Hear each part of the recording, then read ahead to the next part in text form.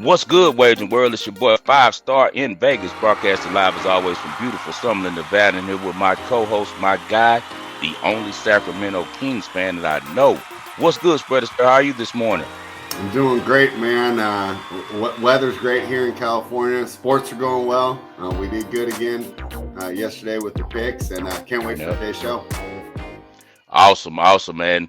A lot of news going on in the NBA. Ski sent me a text this morning about an article that was released about that James Harden is most likely a shoe-in as we were expecting to go back to Houston. So that's pretty exciting news for me. I'm also hearing it's going to be a complete roster overhaul and that they're going to add some veterans. I wouldn't be surprised if PJ Tucker follows him over there if he can get out of Philly because him and Harden are real tight, and he's another guy that's always still in Houston. I believe he still owns his home there too. He's actually really good friends with one of my wife's friends. She's like his assistant, so he has great ties to Houston. So um, yeah, it's exciting news. A lot of Rockets fans are upset. Now, as a basketball guy yourself, Spread, how the hell can you be mad after what we've been going through I think to it's the get right Harden move. back? You can't It's a, develop four rookies at the same time. You choose one or two, you build around them, and give them some vets to learn how to play the game properly. But just throwing five rookies out there and expecting they're all going to develop, or young players, right? It just doesn't right. work. You need a balance. You need a balance, and this man has never missed the playoffs. He's one of the few individuals. He's actually the only individual that led the league in scoring multiple times and in assists multiple times. Just led the league in assists this past season with 11 assists a game. Only point guards I could think that are better than him are what Steph and maybe Dame. So I mean, I don't think it's nothing but an upgrade. So Rockets fans, stop being such, you know, quagmires. Get over it. It's okay. Uh, Harden isn't the worst guy that you could get or that we could get over there back at Toyota Center, but it'll be good to get some winning going back on, man. Let's get to the past and talk about last night's game. All right, let's dive right in. The Nuggets get it done. The Lakers came out hot start, and Jamal Murray completely took over the fourth quarter. It was a great performance by him. It's nice to see him get some recognition. We know that these different markets do get a little under recognized, so I was happy for him. But I said this when the Kings won the first two games against the Warriors. When you win two games at home, don't write off the other team yet. I mean, Lakers are going to be a smash spot in game three. I'll be betting that. And then game four, right? Then I'll go ahead. And maybe I think that's Denver's chance. But I think the Lakers come back and win game three. And I think they're going to win it pretty big. But let's give props to Denver last night. Jokic was great. And Jamal Murray was fantastic as well. As I've said many times before, Jokic is the one constant for the Nuggets. But when they're a really good team and they're trying to win championships and go deep in the playoffs, it's behind Jamal Murray. They only go as far as Jamal Murray takes them because and it's weird because he's unlike Shaq. He can shoot free throws, but just like Shaq and Kobe, it seems like he dominates all three quarters, kind of wears down, and in the fourth quarter it becomes the Murray show, and Kobe used to do the same thing for Shaq, and Murray is delivered, man. He's an outstanding player, and it's really good to see, as you said, him getting the recognition that he deserves. We've been on him a long time, one of the best shooters we've seen come through the NBA in the last decade or so. Canadian boy, really making Canada proud. Uh, have you heard about the Vince Carter effect? About all those guys that came from, Vince Carter playing with the Raptors? It's a lot of dudes in the NBA from Canada, and they say most of them grew up watching Vince Carter. Well, he's one of those guys. The one take that I did get from that, besides LeBron missing the open dunk and trying to style and man, just lay the ball of LeBron. Come on, man. I know you want to, you know, do something for the fans, get out some frustration, but you know that you're not the same guy you were, 5 years even ago. So man, just light it up or just do a little easy dunk. He tried to do you remember that his little patented dunk where he swings it and he dunks it and goes out wide with it. The ones that's like the silhouette for his sneakers, and he just fumbled it on the way up, man. Made a common mistake, but people are gonna use that meme against him forever. But AD inconsistency, just like Jason Tatum. He can look like the best player on the court some nights, and some nights you're looking like, where the hell is Anthony Davis and what is he doing? And it was one of those nights where AD decided that he wasn't going to play, and the Lakers still had control of the game, but just a unbelievable closing by Jamal Murray, and they didn't have an answer for him, and they end up giving one away, but they do get the cover for us. Yeah, they cash. Yeah, yeah, they did get the cover for us, so that's all that really matters. But as we both know, and you heard LeBron's interview, he said that it's not over. We just now we go home. We got a whole serve at home, so as long as they come home and take care of their business, then the pressure's back on Denver in games 5. So I think it's important for the Lakers to really blow them out in game 3 and let the Nuggets know that they can enforce their will on them. And then, as you said, we'll see by game We'll 4. But see game 4. one comment I did not like by Coach Malone, and I always talk about it, I think he's a wonderful coach, X and O. He might have gave the Lakers some bulletin board material because he was talking about like we came in the game too, and everyone was instead of talking about us, you're talking about their adjustments. He seemed a little antsy with the press, and that never goes well. It's always best to just remain calm, stay player, let your good energy keep going. You guys are up 2-0. You don't have to beat your chest at this moment and say, hey, you guys need to give us props. Props for what? You're gonna get your props, man, when y'all win the series. And if you go to the finals for the first time as a franchise, don't, play into that. And that was kind of disappointing for me to hear Coach Malone say that in the presser. All right, let's dive into the present, and we do have a special guest, our guy Curtis Scoon. What's up, Curtis? What's up, Big Scoon? Hey, what's happening? Good to have you back, man. Got my guy in for the Lomachenko versus Haney fight, man. Undisputed title on the line out here in Las Vegas. Yeah, Tomorrow, I felt the buzz when I went down to the strip yesterday. I'm gonna go back down there today, man, about when it's around the weigh-in time and check out some things. What do you think about the fight, Scoon? Who's gonna win I it, man? I go back and forth on it. If I put my personal feelings to the side, and they're not personal towards any of the fighters because I don't know them. Hmm. It's just about the system. I don't like the way Loma been praised prematurely and all that. But the reality is he's a good fighter. Okay. Um, he didn't look that great in his last outing, Hmm. but I didn't like how Haney looked at the weigh-in when he fought Cambosis in the rematch.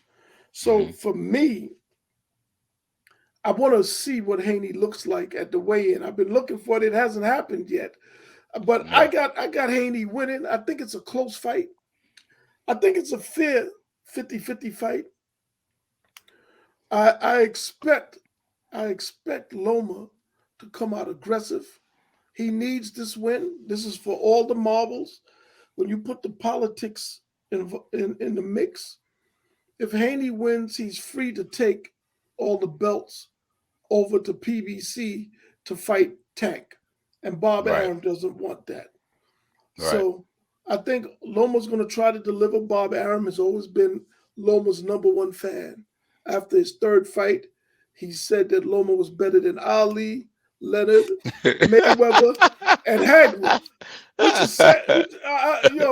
That's beyond hyperbole. Right. But What so the heck? so that alone, and it's no fault of Loma's, but things like that makes me not be a fan of Loma. Because Right. when you give any fighter or any person such such great accolades without them earning it, man, I don't, you just can't. But anyway, Haney's a big boy. He probably should be fighting at 140 the very least, possibly 147. Hmm. According to Mauricio Suleiman, the head of the WBC, when Haney fought Cambosos, he had gained 24 pounds Hmm. between the weigh-in and the night of the fight. So he's blowing up a lot. He walks around 150 something, 160.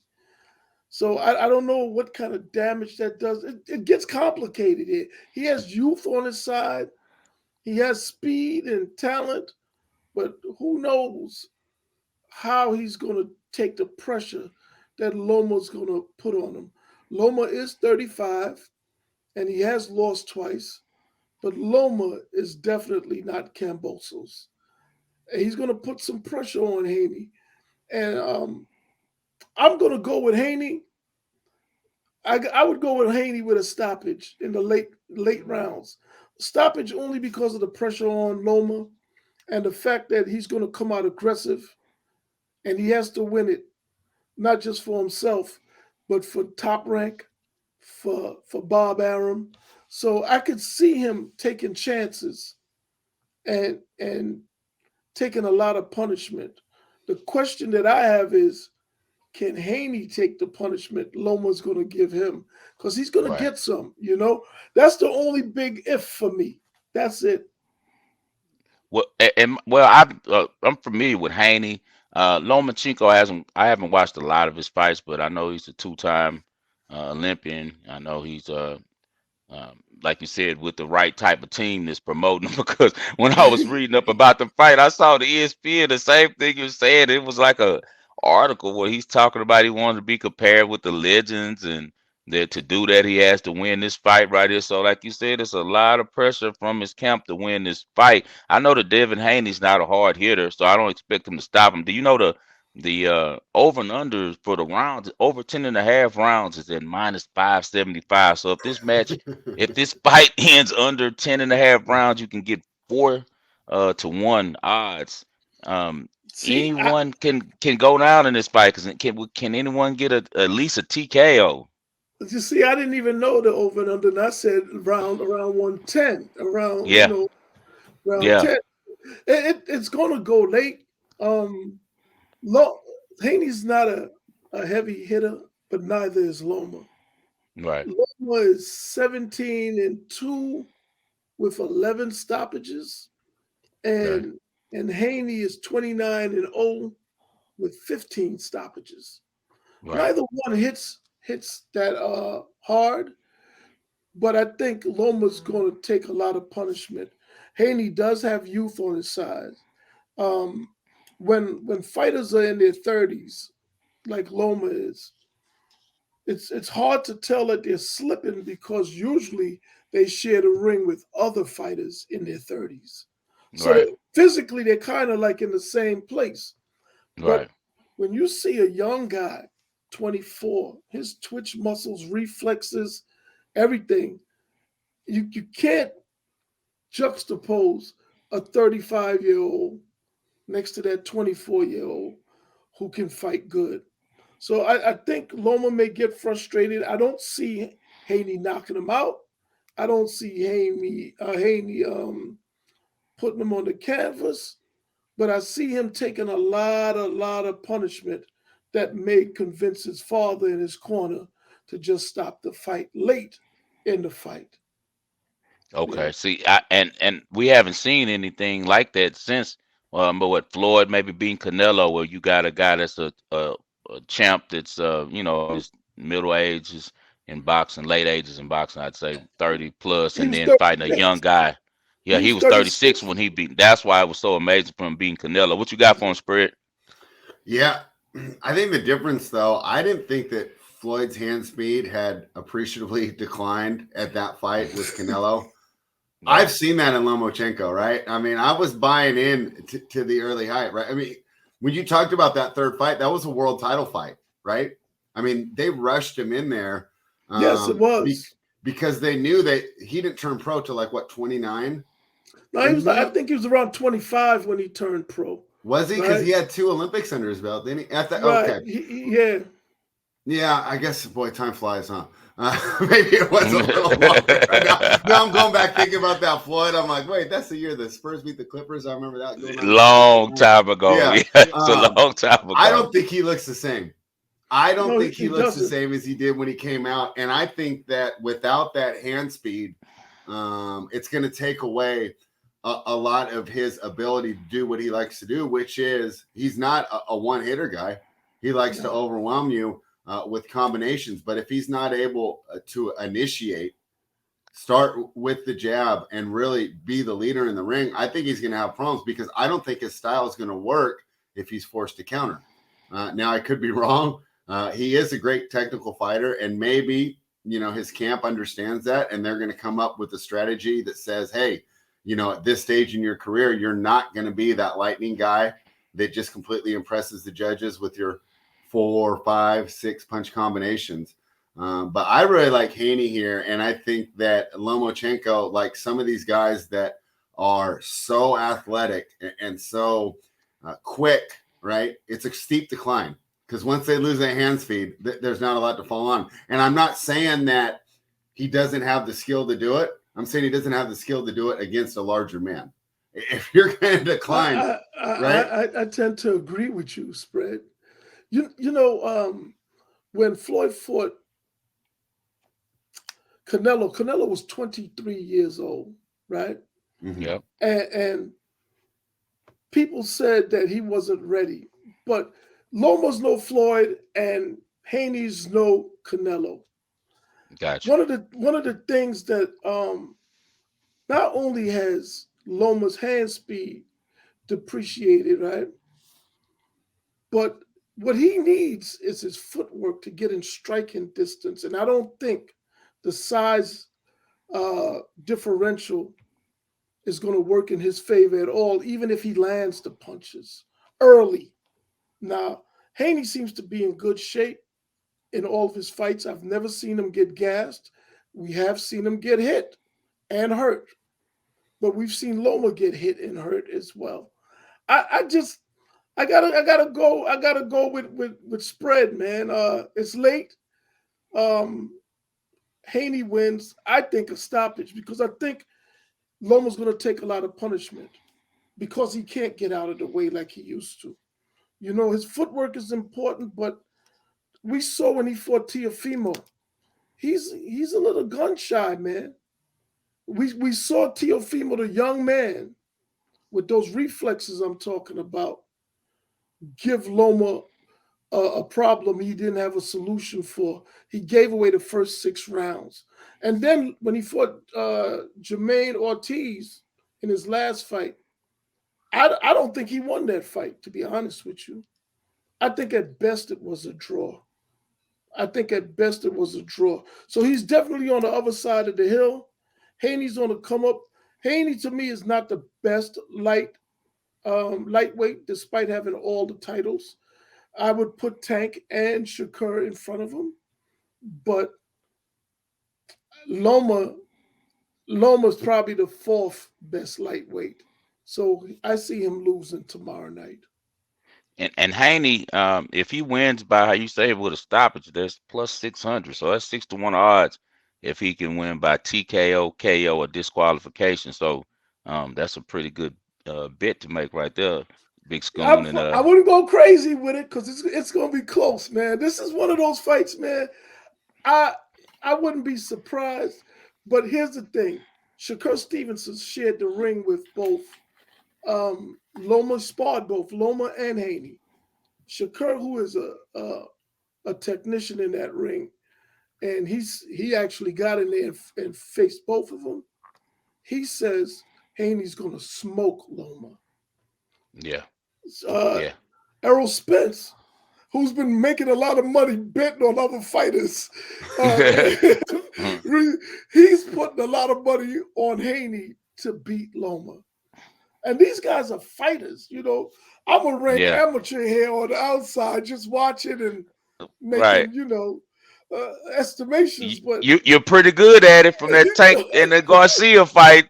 Now they thinking you Nostradamus after that Tank and Garcia fight. What you calling that they was going to stop it in Garcia's corner, and then it was going to be a weird stoppage. Something weird was going to happen. You called it to a T. Look, man, I think look for round 10 in this one, man. Let's see if my predictions can keep going. Look for it to end in round 10. I would play it safe and just go with the over under, Yeah. But yeah, because you can't lose. Somebody's going. I don't think it's going to go to the cards. I don't think it's going to the cards. Loma's going to force the issue. He's going to bring out the best in Devin Haney, or Devin is going to bring out that last hurrah in Loma. I believe it's going to go in Haney's favor, but look for round 10, man. around 10, no later than 11. It ain't going to the cards. I don't think so. That's good to hear from a betting aspect. What else, Spread? That's pretty much it. He kind of already had my handicap. I was just saying it's not the same guy we saw that was he was on the undercard of Floyd Pacquiao, right? I mean, I think that was the best version you got. Now, of course, that was a complete setup fight, right? I mean, the other guy had no chance, but I don't think that he's nearly as fast as he was then. And for a fighter that relies on such technical prowess, and he's fighting a bigger man, he doesn't have the strength to get the stoppage. It's a tough ask there. I think maybe Bob Arum might have done him a disservice, or this could be the proverbial cash out, and this is the last big fight we get with him. Well, Bob doesn't have any choice. Neither does Loma. I don't think that neither one really wanted this fight at this time. And just to add on to you, Loma has very short arms too. So he relies on his legs a lot to get in striking distance. But the business side of it is that Haney signed a 3-fight deal with Top Rank to get a title shot with Kambosos, who was not represented by Top Rank, by the way. Lou DiBella had Kambosos. How they worked that out, I don't know why. Haney had to fight Kambosos twice in Australia with an 80-20. Yeah, I saw those fights. With an 80-20 split. He got the smaller purse even as champion, which I don't agree with, right?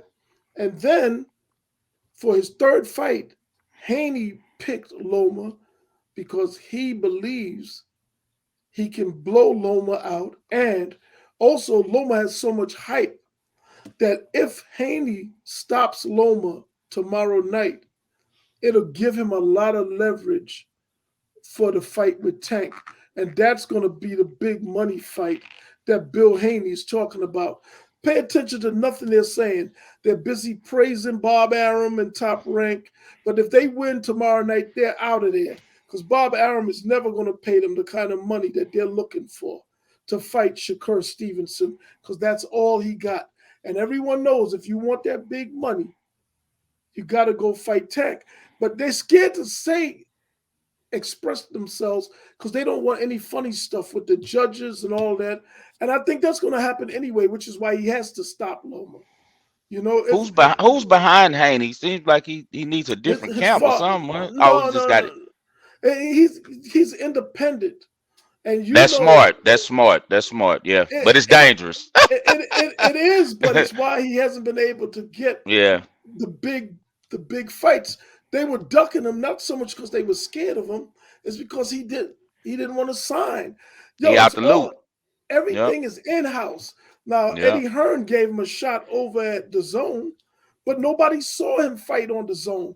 That's why he may have gotten money for those fights, but that's why he had to take 20% with Kambosos twice. He's not a draw. Nobody knows him. But if he beats Lomachenko tomorrow night, that's why I said he'll have the leverage. He can definitely get a 50-50 split with Tank if he beats Lomachenko tomorrow night. And that's the fight I want to see. I want to see Haney and Tank. I think a little bit more than I even want to see Spence and what's his name fight each other. I want to see Tank fight Haney. I would like to see that. I want to see Spence Crawford still. Look, I would just say this from a businessman standpoint, not even a boxing, fan. The big money fight would be Loma Tank. If Loma won the belts tomorrow night and he and Tank fought, I believe that would be potentially more lucrative than Tank and Ryan Garcia. For sure. Yeah, because you got to set up with the you can do we always know that is boxing forever.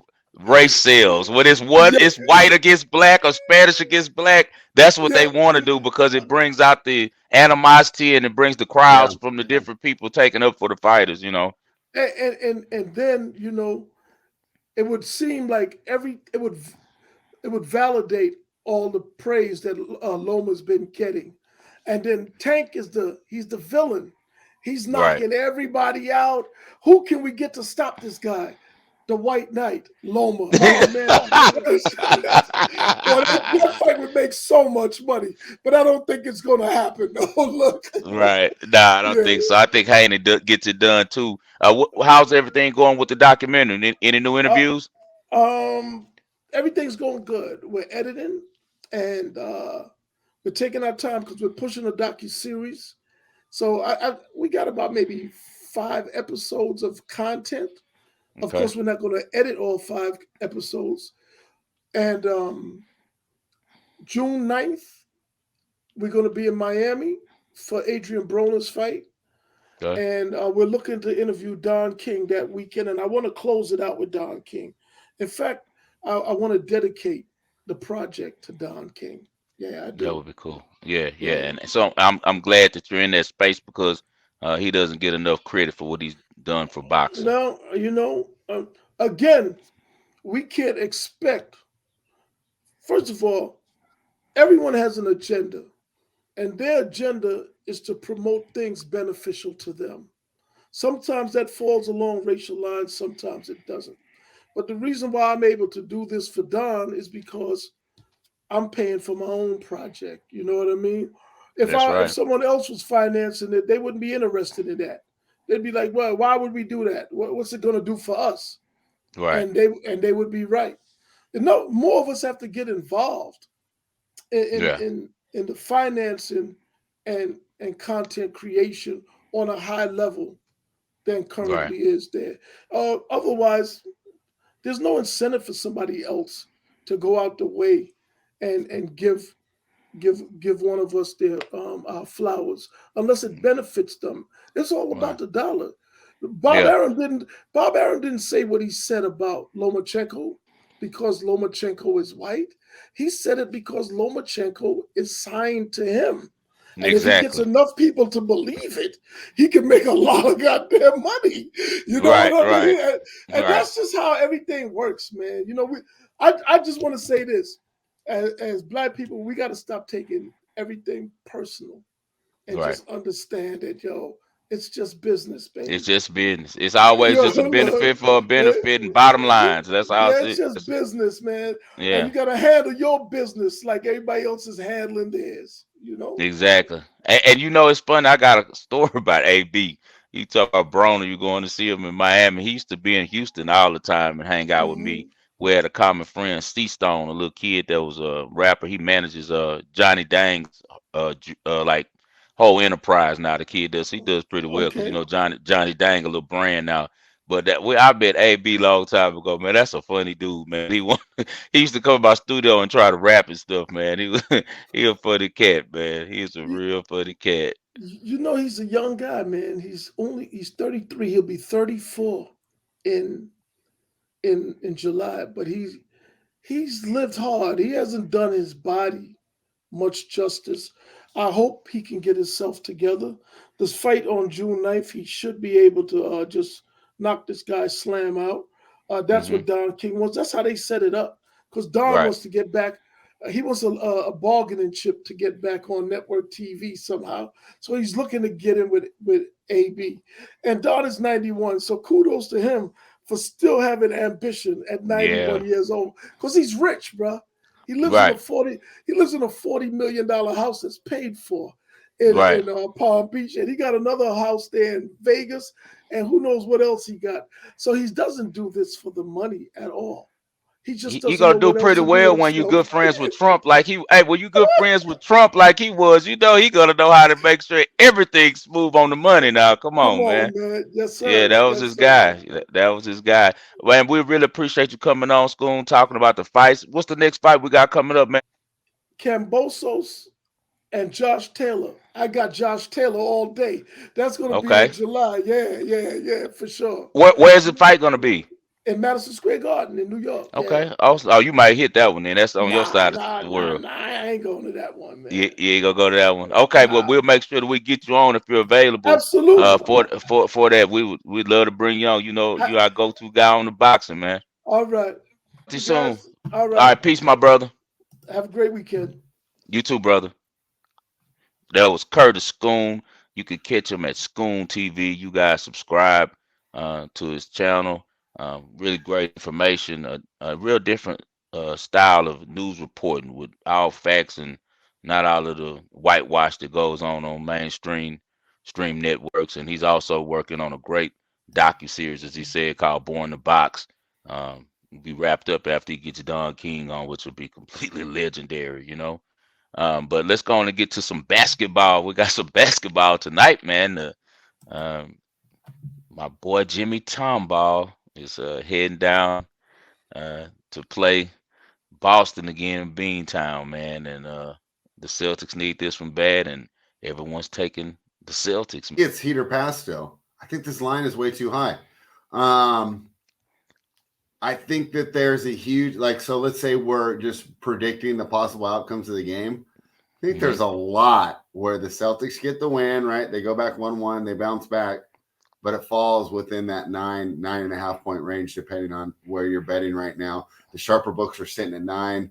The books that limit players, right? And then the more recreational books, they're going to deal you a 9.5. So if you can get access there and you do like the Heat, you are able to get the 9.5. Now, I haven't officially played it yet, and maybe I could be convinced, right? I'm going to do a show with Tyler here in about an hour, and I really do weigh his opinion heavily. There's a lot of times I don't, I run my numbers, and unless it's something that I think is going to move, I wait to speak with him first. But right now, as I'm looking at it, I think it's Miami or pass. I also the over hit in game 1.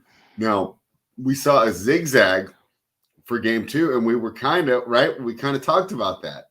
We expected the zigzag on the total last night. We were correct.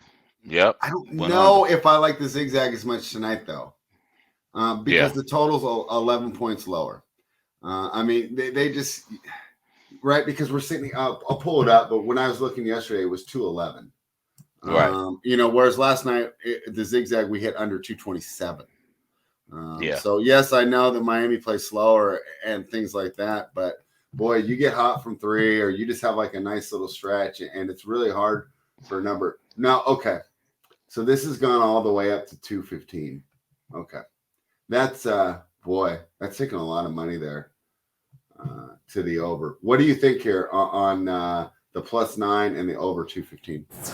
I'm gonna definitely be on the +9. The total, I'm with you on that. I probably would go over. I'm thinking, it's kind of low for the way that the Heat are executing, because the Heat are executing in the mind frame of they know that they're gonna have to put up points against the Celtics, so they're getting in their sets a little bit quicker. I don't think they want to just load down and play half court with them like they usually like to do, because now you got Robert Williams and Horford both starting and guarding the basket, so baskets are hard to come by. So they're kind of speeding up their tempo and taking quicker shots and trying to get in transition more than usual. So that 215 is really low, but I definitely like the +9, because one thing we know about the Heat as a whole, and Eric Spoelstra, they don't punt games. Even if they get down 20, they got down like 15 the last game. They're going to still keep playing. They're going to still keep working their system. They're going to keep their same rotation in. They're not going to sit the guys and put in the bench. None of that. They're going to play. So with them playing, they're just too good of a team. They're too smart of a team. And they play together too well to lose by double digits, in my opinion, to the Celtics team, which is a team that really survives off of the playmaking ability of Jaylen Brown and Jason Tatum. But both of these guys, when they go get it, they're only getting it for themselves. They don't really involve the team. The Celtics are really just a one-on-one team, whether it's Brogdon going one-on-one, whether it's Derek White going one-on-one. They kick it out, do a little dribble drive sometimes and kick out for threes to different players, but most of the time it's Smart doing that. Besides that, it's Jaylen Brown getting the ball and he's going to shoot. Jason Tatum getting the ball and he's going to shoot. It's not a lot of offensive rhythm, and I don't think teams like that are going to fare well against Spoelstra. He's too smart for that. That's too simple of a offense to slow down and to bog down on important possessions. So I'll definitely be on Miami +9. I'm not going to put it on the Ball and Parlay, but it's one of my picks. I'll just mention it on there so you guys know I'm not going to do a complete breakdown. This is the breakdown, but I will definitely be playing the Heat. Hopefully at 9.5. I'm going to wait. It might, like you said, go up to 10 before tip. They might run it up a little bit more. I hope so, because it's that +9, but I was seeing the juice starting to be on the Heat side. It was like +9, -115. I saw. What about you? Yeah, but I do think there's going to be a late surge for Boston money. So hold Okay. on a little, be patient. Two things I want to say on this series, and then we'll give out our picks because I'm not officially giving out the Heat either. But it kind of ties into last night's game. And I want to talk about how your matchup kind of dictates your performance. Let's look at a guy like D'Angelo Russell, right? Really had a coming out series against the Warriors. But why was he able to excel? Well, the Warriors have a bunch of small guards that were easy for him to pick on. Right. Yep. Now you're going against a Denver team that's much larger, right? I mean, physical. Yeah, and he hasn't been as effective. Now I know the Lakers fans are going to go after him, but I don't necessarily think that he's a bad player or he doesn't belong in their future because I do think he fits really well with that team. But I do think this is a bad series for him. I wonder, should Missoula go back to that old lineup? Now, Al Horford was, I don't want to say he was the MVP of that series, but they don't win that series without Al Horford, right? Al Horford is consistently, for whatever reason, he's like the Embiid solver, right? The Embiid Rubik's Cube, right? He knows how to fix it in 3 minutes. Now I don't think they need him in this series. He looks slow, right? Going against a guy with 7'1", missing more 3-pointers than LeBron. Yeah, I think Derek White should be out there because why do you need all this size against Miami? I mean, Bam's only 6'9", 6'10". Robert Williams is perfect with him. And now they got a bunch of guys running around. They can knock down the three, and they're tough physical defenders, right? And I'm talking about like guys like Max Strus, Gabe Vincent, Caleb Martin, all guys that they're not huge, but they're strong. But Duncan didn't get any run, but same way though. Yeah, strong. And so I think that if I'm the Celtics, I'm going back to Derek White in my starting lineup. But I think they're going to go with that two bigs lineup, and we'll see if that's a mistake. I think that could be another edge that Spoelstra has that I don't think Missoula is seeing how to use his pieces correctly. And, of course, I could be wrong, and the Celtics win by 20 tonight with Horford in the starting lineup, and that's always there, right? But I don't really like what they're doing. So to me, that's the key is that guys like Al Horford go from being one of the most valuable guys you have to maybe, hey, this guy's only going to give me 10 to 15 minutes a game, right? I'm going to actually stagger him and Robert Williams, and I'm going to use Robert Williams for 30 of them. We'll see how that one turns out. It's funny that you said that because I was actually, me and Ski was texting this morning about a little basketball, and I was telling them just on the other series, kind of similar to what you were saying about how the Celtics need to move Derek White into the starting lineup. I think the Lakers need to run offense, get D'Angelo Russell out of there, man. He doesn't fit this series, as you said. Yeah. They should be running pick and roll through Schroeder with AD and have LeBron at the dunk, and they'll be giving Jokic all types of foul issues. I'm telling you, that's what they need to be doing. I don't know why they're not running that because we know that Jokic has really slow feet. You get Schroeder, he's going to need to get a layup. He's going to get a dunk to AD. If he does it, then you got the dive coming from LeBron, and we know LeBron going to finish around the rim. So same in that series. These guys are going to have to make some adjustments. So we'll see tonight if Missoula makes his, and we'll see tomorrow night if Coach Ham makes one. If they keep leaving Horford out there, I think Miami's going to get a bunch of open looks again from three, and that's going to tie into my ball and parlay. But let's start with you.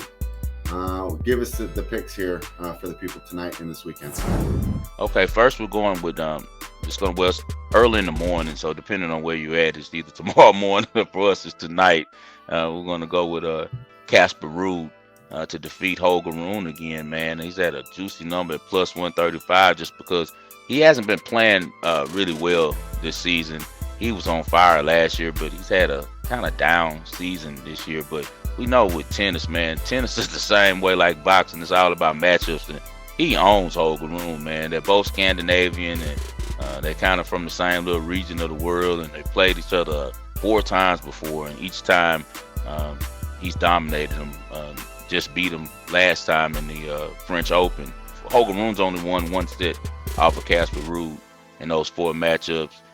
Casper Ruud, second-generation player. His dad was a really good player. He's really good on clay, man, and he seems to play really well the deeper he gets in tournaments. As long as he wasn't facing the big 3, he seemed to be beating everyone else on clay last year. He kind of took the place where Dominic Thiem was before. It's just that 4th right outside the top 3 guy on clay who you could trust outside of Nadal to really play well on clay. So I think he gets to the finals. He'll probably be facing Sissy Pass because Sissy Pass has Medvedev, and Medvedev has been playing better this tournament on clay, but I don't think he has nothing for a Sissy Pass on clay. So I expect Casper Ruud to get to the finals and most likely take on Sissy Pass. He has a bad number at -150. I don't know if I want to lay that much juice against a player as good as Medvedev. Medvedev is really moody. He might turn it on, but I really think Casper Ruud dominates Holger Rune later on tonight. Well, early this morning, depending on where you are. So Casper Ruud plus 135 is a steal. I'm also going to go with the Memphis Showboats. They have Todd Haley as their coach. They started the season really, really slow. I just bought a ticket for them at plus 900 to win the USFL, so get them to spread. Todd Haley is head and shoulders above most of the coaches in that league. He just didn't have a quarterback at first. Now he has a quarterback. They got a guy, Cole Kelly. A lot of people don't know about him, but I know a lot about him because he's from the Louisiana area, 6'7", and he played for Southeast Louisiana. And this kid throws the ball all over the field. He's very accurate, tough. He can run, has great straight line speed.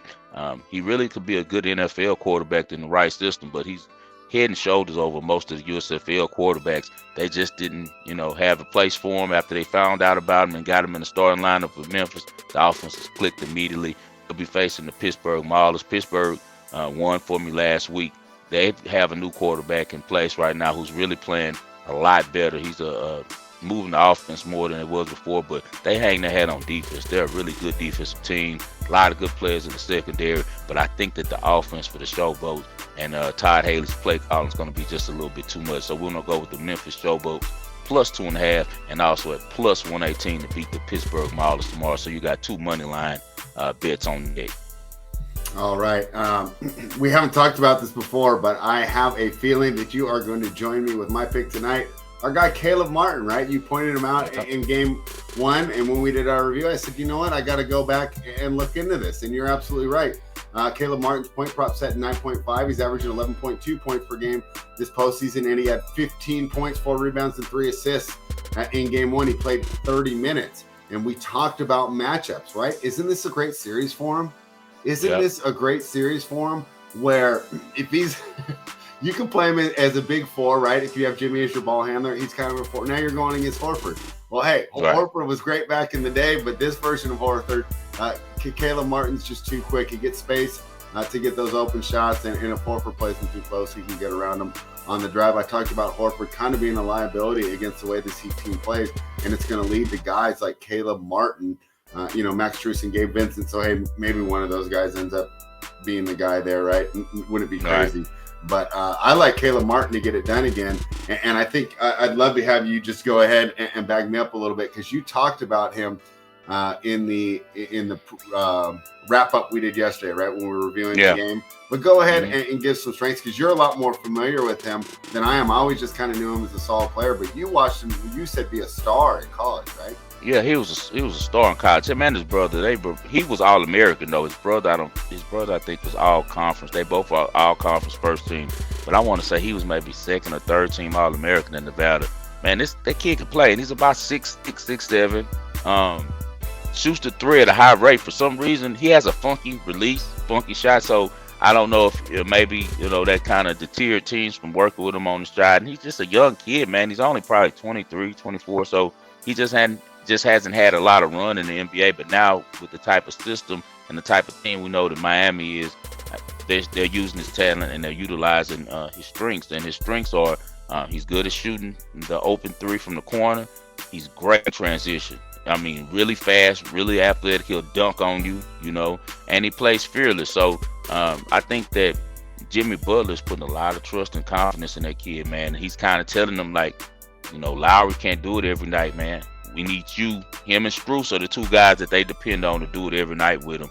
We know what Bam is. Bam's one of those versatile centers that he's not going to score a lot of points, but he's going to do so many things for you, in the score box that he's, needed on the floor.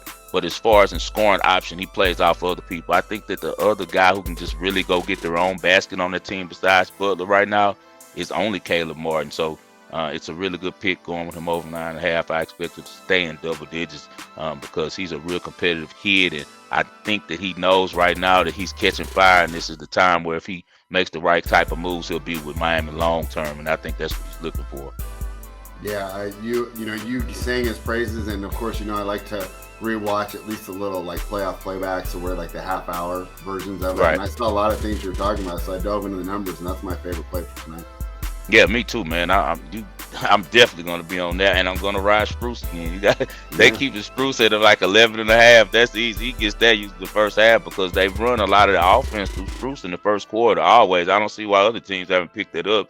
He gets up about 5 3-pointers in the first quarter, but hopefully hits 3 of them, and then we get a couple free throws late. But I definitely like Caleb Barton to go over 10.5, and also you guys, we got Casper Ruud to win in the ATP Rome semifinals at plus 135 over Holger Rune, and we also got Memphis Showboats tomorrow to win at plus 2.5 and plus 118 over the Pittsburgh Maulers. Anything for the people spread before we get out of here? Man, exciting week in sports, and I can't wait to watch these series continues. It's going to be rough for me because I'm going to have to watch the Lakers just look like the best team in the world. But hey, right, I'm already prepared. I know what's coming, and we're going to have a great time with it. So you guys could pretty much lock that in as well. That me and Spread both were saying that the Lakers are going to cover on Saturday. I mean, they only put it at 5. If they would have put it at 7, I think I would have said, okay, right, you put the right lineup. 7, I can stay off there. At 5, I can't. 5, you can't stay off. I think they're going to have a huge game, and then I can't wait to watch it. And then at that point, I'll decide what I'll do with Game 4. I'm not ready to just say that they get Game 4 for sure, but I love them here in Game 3. All right, we both like the Lakers in Game 3 as well. We really appreciate our guy Curtis Scoon coming on, giving us some information on the box. And he says to take Devin Haney at minus 270. Take Devin Haney with the knockout in the 10th round. That's probably a stupid number right there. I don't have it in front of me, but it's usually those type of situations, maybe plus 1,500 or something. Book right now, it's going to be over. It's going to be over 10-1. I'll tell you that. Yeah, it's going to be over 10-1, and then we got under 10.5 rounds at like plus 425 that I would throw a liner out on there too as well, because it's just good odds. You can't lose with value like that. All you have to do is just go and put a little bit more on Haney just to win straight up at minus 270, so that you can cover the flyers that you put out on the under 10.5, and also with him to knock him out in the 10th round. Bro, I'm about to throw $100 on this right now. Well, how much is it? Plus 3,600. Plus 3,600 for round 10. And then we can do 10 to 12, and I'll maybe just throw like $20 on this one at plus 1,850. So there we go. Round 10 to 12. But it has to be a stoppage. If that round 10 to 12 bet, you don't get it if it goes to decision. He has to knock him out. He has to knock him out. Right. Exactly. So I like that a lot too. So guys, there you heard it. Just 36-1 on the ended in the 10th round, and 10 to the 12 is 18 $100 at a restaurant, right? Right. Let's go. Yeah, let's go, baby. Put it back in. Let's go. Hey guys, best of luck to you all this weekend, and we'll talk to you guys on Monday.